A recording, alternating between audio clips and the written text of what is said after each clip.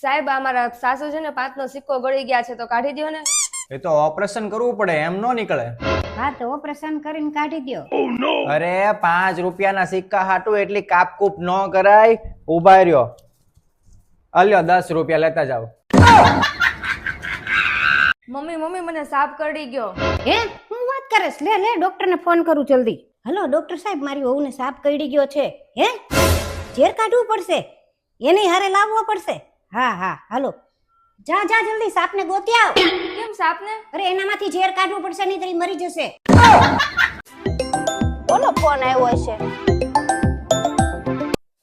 હાલો, એ હું અત્યારે મોલમાં આવી છું, પછી ફોન કરી તને હો. એ હા હારું હાલો. હા છે કોઈ ઘરે? બાબાને કઈક આપો, ભિક્ષા આપો બાબાને.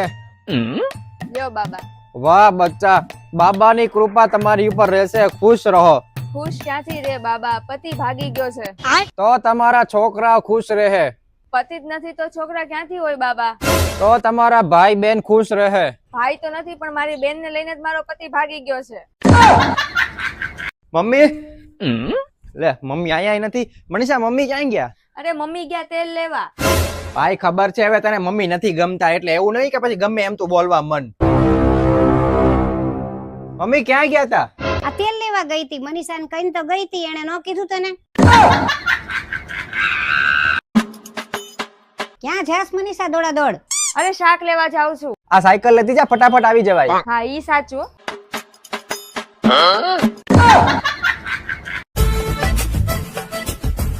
મમ્મી 50 રૂપિયા આપો ને. મેં આંખમાં ટીપા નાખ્યા છે, જા મારું પર્સ આવે એમાંથી આપું. લ્યો. જો તો આમાંથી કઈ છે 50 ની? આ 50 ની છે. એક કામ કર, આ 500 ની લઈ જા અને મને 450 પાછા આપજે, મારે દેવાના છે. આઈબ્રો કરાવવાની છે તો કેટલા થશે? આઈબ્રો ના 40 રૂપિયા છે. એક ના 40 તો બે ના થઈને 80 થશે, તો કઈક વ્યાજબી રાખજો. હા તો વાંધો નહીં, તમારા 50 લઈ લઈશ, બેસી જાઓ. મમ્મી કાલ રાત્રે તમારા છોકરા હારે થોડું બોલવાનું થઈ ગયું છે. કાંઈ વાંધો નહીં, પતિ પત્ની વચ્ચે એવું તો હાલ્યા કરે. તો મમ્મી આ લાશને ક્યાં છુપાવું? આ હું કરે છો મનીષા?